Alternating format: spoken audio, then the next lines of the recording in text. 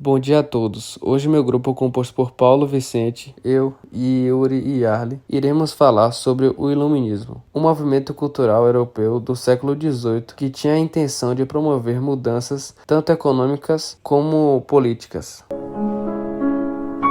Antes de ver o iluminismo em si, precisamos entender o seu contexto da época. O sistema vigente, que era o absolutismo, no qual o rei tinha um poder absoluto sobre todas as instituições, menos que uma que era a Igreja Católica, que muitas vezes tinha um poder igual ou maior do rei, além de ter um certo monopólio das universidades e escolas. A sociedade era dividida entre clero, nobres e servos. A igreja e a nobreza não pagavam impostos, mas os servos e a burguesia já pagavam. Já a parte econômica, o sistema da época era o mercantilismo, que pregava que o Estado deveria controlar a economia e promover o acúmulo de metais preciosos. Nessas condições, alguns intelectuais, filósofos, cientistas e burgueses começaram a questionar esses fatos, e com isso trazer a luz da razão para a sociedade. E assim se inicia o século da luz, ou simplesmente o Iluminismo. E com esse contexto dado, podemos falar sobre ele em si. Eles acreditavam que a razão deveria ser o centro da humanidade, e dessa forma, substituindo a religião. E eles também acreditavam na igualdade e na liberdade de todo ser humano, como por exemplo, a religiosa, que era proibida naquela época, a econômica, que foi um dos pilares na popularização dessa ideia entre a classe burguesa, que não podiam crescer o seu negócio, principalmente por culpa da nobreza, que tinha medo dos burgueses se tornarem a classe mais poderosa. Além disso, foram eles que criaram a enciclopédia em 1751 e 1780, contendo 35 volumes. E com isso, eles tinham a intenção de universalizar a educação, que era detida principalmente pela igreja, como dito anteriormente.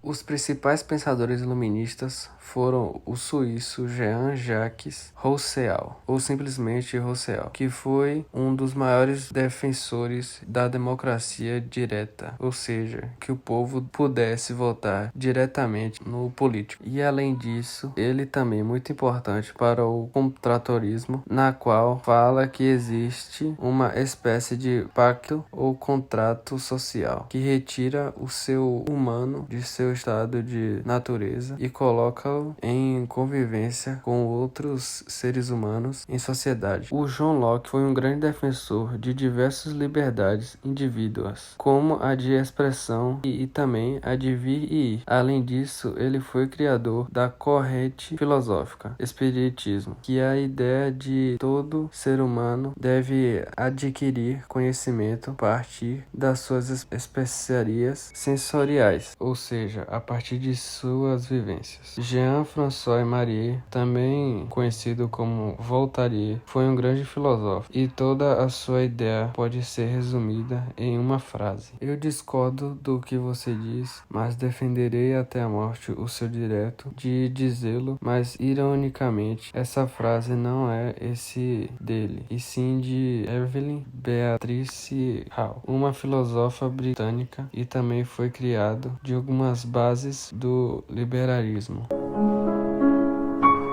Os ideais iluministas foram pontos centrais na Revolução Francesa de 1789. Os conceitos de liberdade, igualdade e fraternidade desenvolvidos pelos iluministas foram aplicados durante o processo revolucionário francês. E outro movimento influenciado foi a Revolução Americana, que na época viviam sob forte controle britânico, e com isso começaram a questionar os impostos e a presença militar no seu território. E o Brasil não fica de fora disso. Um exemplo é a Inconfidência Mineira, que buscava se tornar uma república.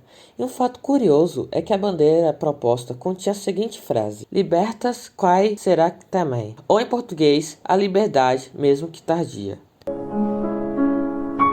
Muitas vezes o liberalismo é falado como se fosse uma coisa só, mas isso está completamente errado, pois existem diversas variações, como por exemplo o social liberalismo, na qual fala que o Estado deve prover educação, saúde e segurança. Já falando do mercado, que é a parte que diferencia o social liberalismo da social democracia, pois ele acredita que o mercado deve ser competitivo e livre, mas ainda com a ajuda estatal, com a realização de um Plano Nacional de Desenvolvimento e alta coleta de impostos. E os países que se baseiam nessa ideologia, e na sua maioria nórdicos, como os Países Baixos. Já nacionalismo liberal, que é muito menos falado, pela sua baixa aplicação diferente do nacionalismo normal, pois eles acreditavam que pertencer a uma nação era uma escolha, e também seguiam a ideia de Rousseau, principalmente a ideia do contrato social, e com isso o cidadão deve ter papel ativo na política, e essa ideologia influenciou na criação da democracia representativa. Na atualidade, há poucos países que têm o Partido Nacional Liberal, e esses são o Partido Nacionais Escocês e o Plaid Cymru, ou Partido do País de Gales, que defendem a separação do Reino Unido e proclamam-se partidos nacionais liberais. O neoliberalismo surgiu como uma alternativa para a política de bem-estar social, um dos pilares da social-democracia, um dos instrumentos utilizados por keynesianismo, e a crítica direcionada pelo neoliberalismo a esse sistema é a de que o Estado forte é oneroso e limitações comerciais, prejudicando aquilo que chamam de liberdade econômica. Outra premissa básica é o desaparelhamento do Estado, ou seja, privatizações. De acordo com eles, o Estado deve garantir a infraestrutura básica, como por estradas e ferrovias, para um bom funcionamento e escoamento da produção de mercadorias, bem como intervenção na economia em tempos de eventos de crise. Agora, o liberalismo clássico, que foi aquele criado na época do Iluminismo. De acordo com Adam Smith, um dos grandes pensadores dessa ideologia, e que iremos retomar mais à frente, existem dois pilares para o liberalismo econômico, que é o livre mercado e a livre concorrência. Quando ele fala de livre comércio ou livre mercado, significa que todas as pessoas são livres para poder participar do mercado e podem utilizar de qualquer meio para se introduzir nele. A livre concorrência diz que todo mundo é livre para poder competir com outra pessoa dentro do mercado, podendo utilizar qualquer meio para retirar o concorrente. Por fim, imaginemos que existe um produtor de um produto X, que domina o mercado na região. Em um certo momento aparece um outro produtor desse mesmo produto X, porém com menor qualidade. Mesmo que não tenha a mesma tecnologia que o primeiro, ele está oferecendo uma alternativa, que não pode ser das melhores, mas que pode atender a necessidade daquela pessoa, que tenha menos verba para consumir o primeiro produto. A coisa central do liberalismo é isso, alternativa. De acordo com ele, essas duas liberdades geram benefícios especialmente para o consumidor, porque os monopólios, na visão de Adam Smith, é algo extremamente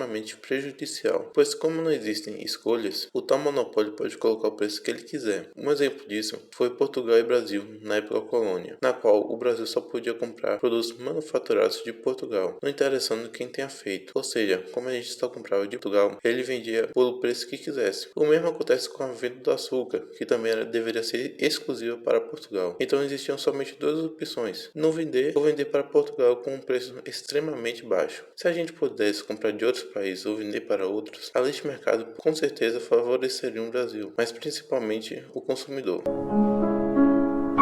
Adam Smith, como dito anteriormente, foi um grande apoiador do livre mercado, mas não só isso. Ele criou a maior metáfora do liberalismo econômico, a tal da mão invisível, e foi tirada de uma parte do seu livro, Riqueza das Nações. O indivíduo, ao preferir dar apoio à indústria de seu país, mais do que estrangeira, se propõe unicamente buscar sua própria segurança. E este, como em muitos outros casos, uma mão invisível o leva a fomentar uma atividade que nem entrava nos seus propósitos. Ele também defendia a divisão do trabalho, e com isso, cada parte iria se especializar, oferecendo um produto melhor. Thomas Malthus foi um grande economista. Seu foco de estudo foi o crescimento das populações, e de acordo com ela, a população crescia de forma geográfica e comida de forma aritmética. Então, era necessário que acontecessem guerras, epidemias, para que a população não superasse a quantidade de alimentos gerados.